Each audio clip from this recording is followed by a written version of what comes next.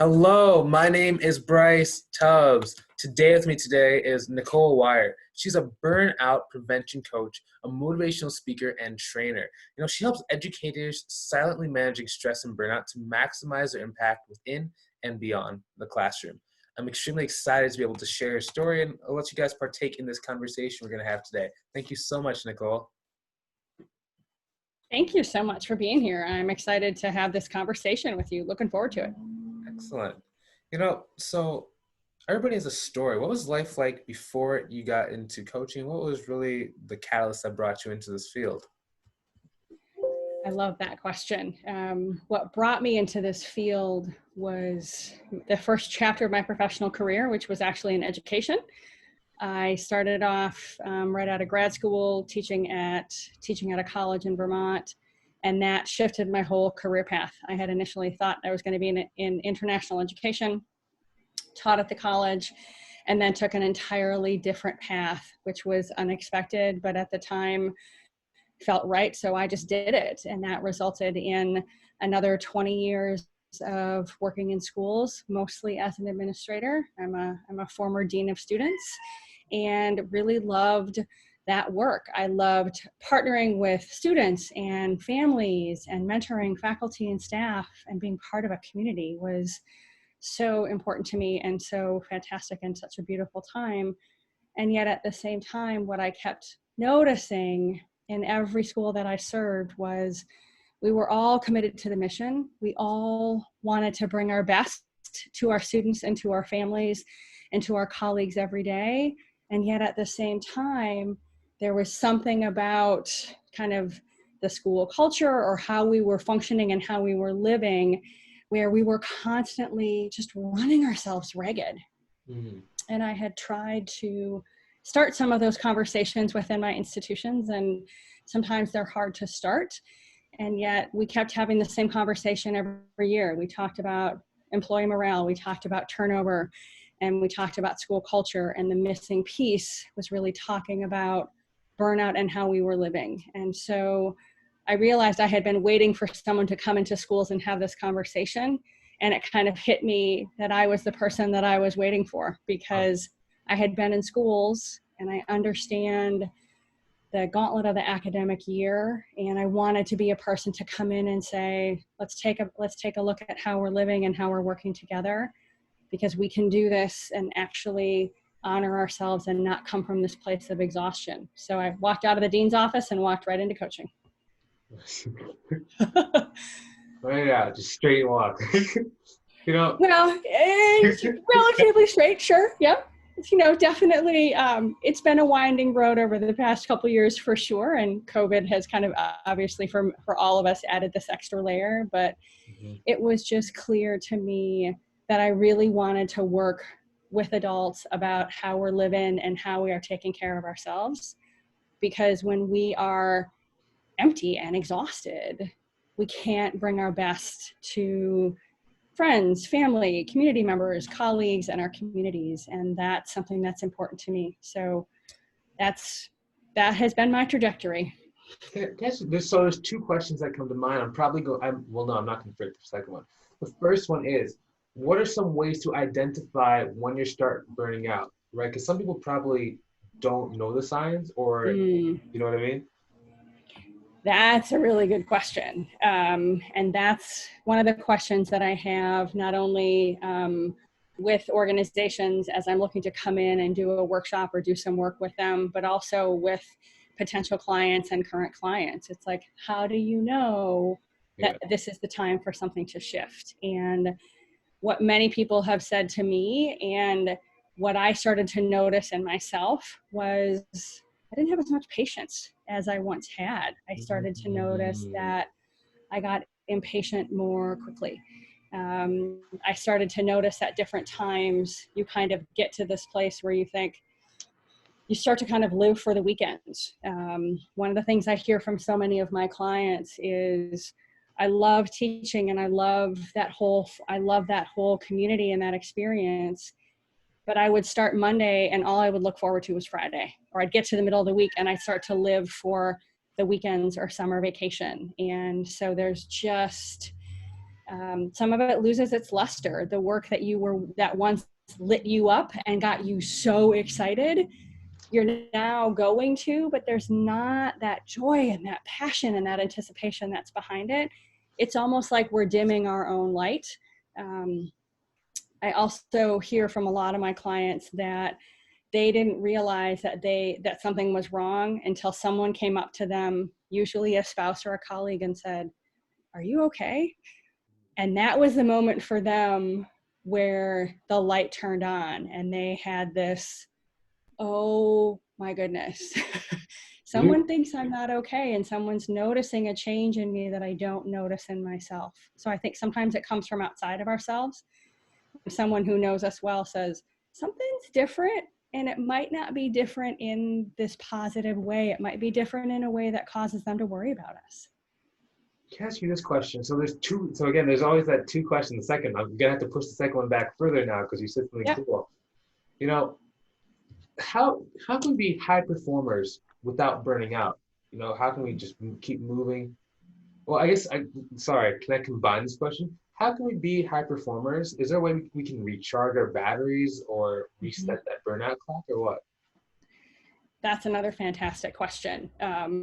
Because we can be excelling at what we're doing and thriving in our life without being exhausted and depleted.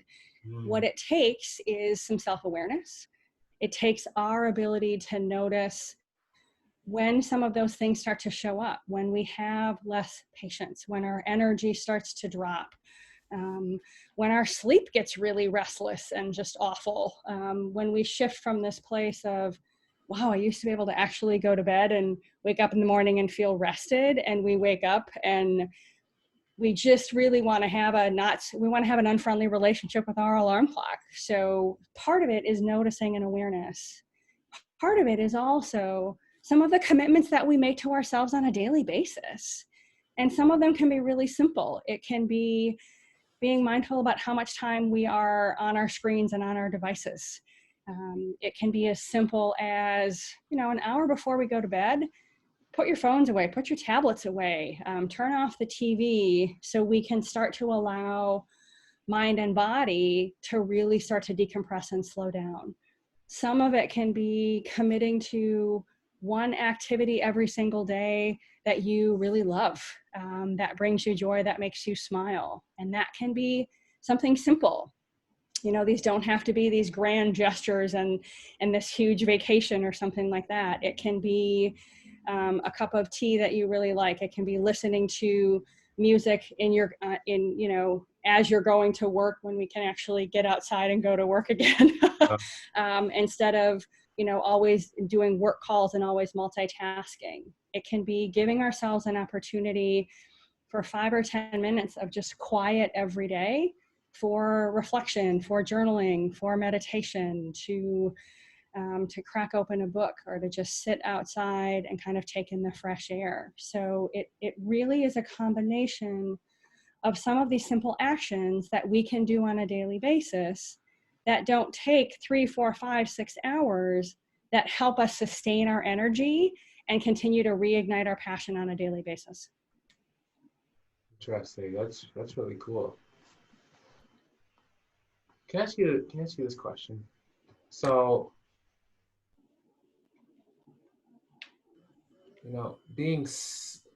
interesting.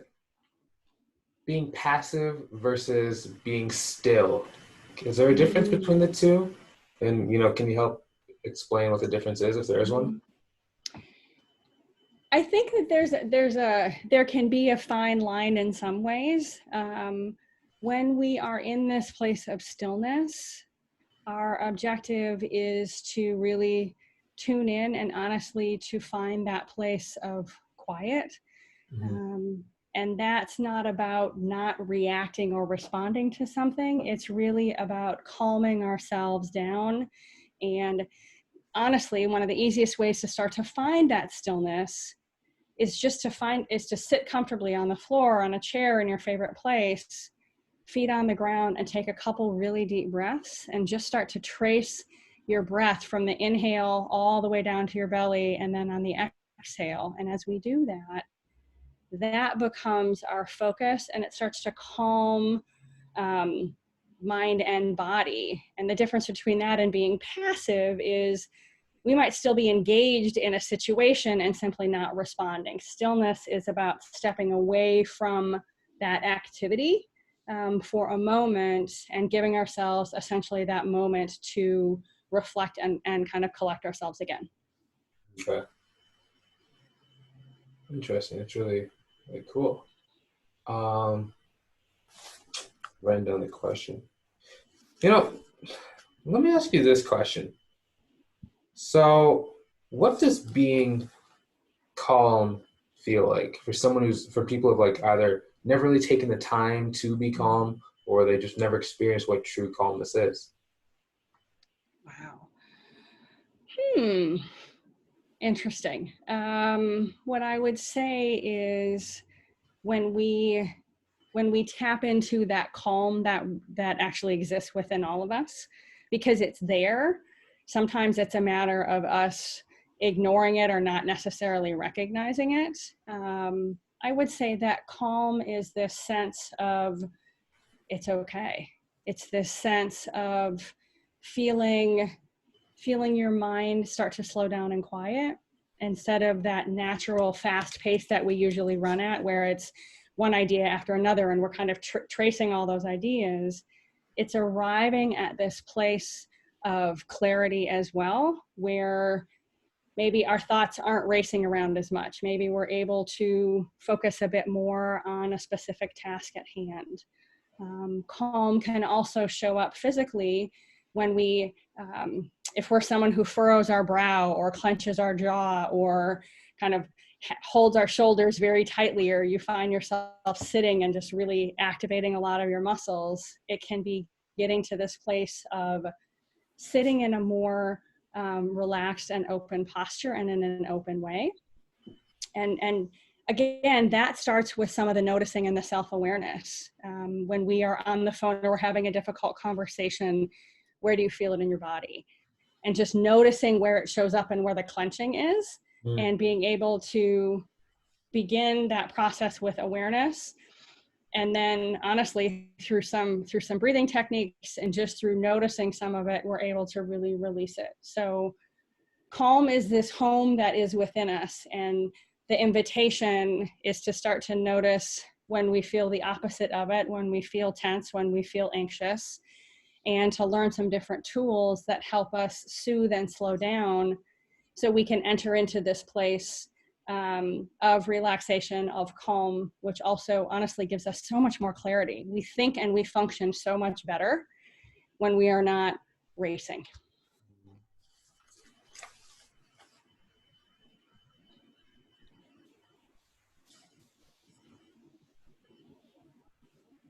So,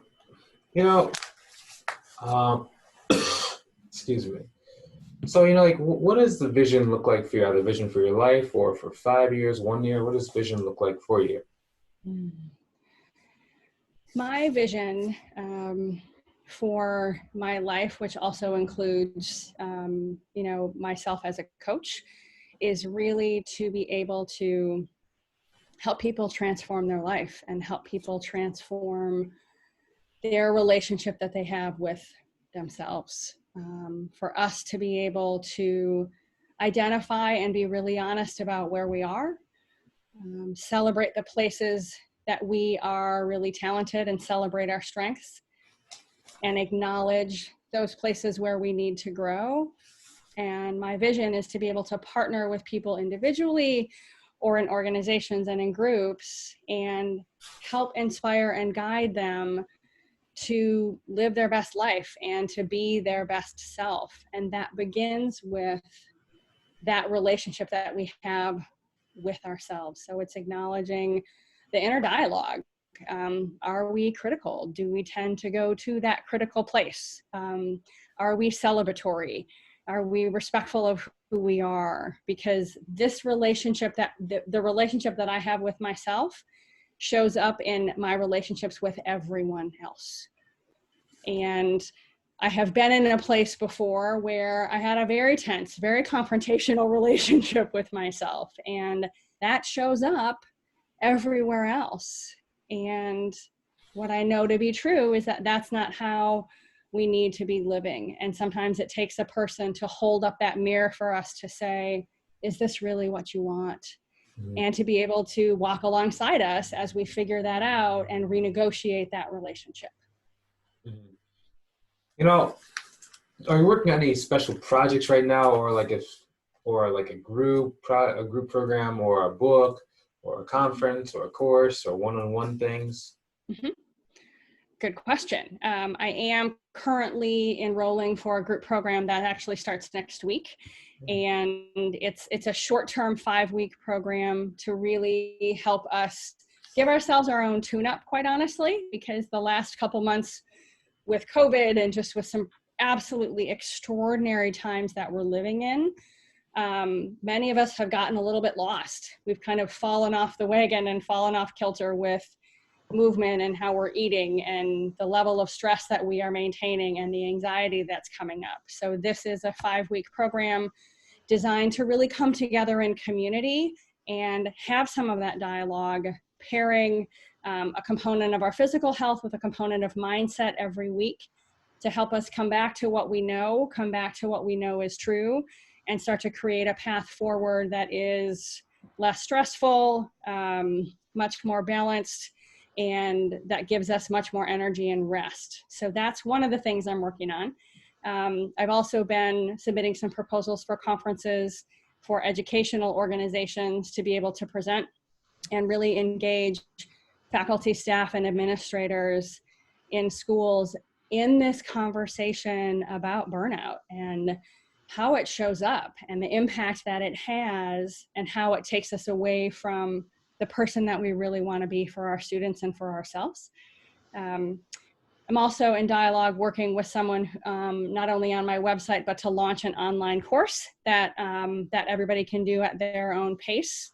It's a 5-module course really around this whole notion of how we can get in our own way and how to clear our path from some of the self-sabotaging behaviors that we do, and many of them we're not aware of them as well. But as a way to say, where am I right now? Where are those roadblocks that are showing up? And how can I choose to move them and set them aside? So some really exciting things happening right now. Nice. Where can people go to learn more about you and or connect with you? Fantastic. Everyone can find me on LinkedIn. They can also find me on Facebook under Nicole Weyer. There's information about how to get a hold of me. You can go to my website, which is roottorisecoaching.com, or you can send me an email directly at nicole@roottorisecoaching.com. Nice. Thanks so much, Nicole. I really appreciate your time today and really appreciate, speaking with you. Absolutely. It's been a pleasure. Thanks so much for the invitation to have this conversation and share what I'm excited about with you, Bryce. Excellent.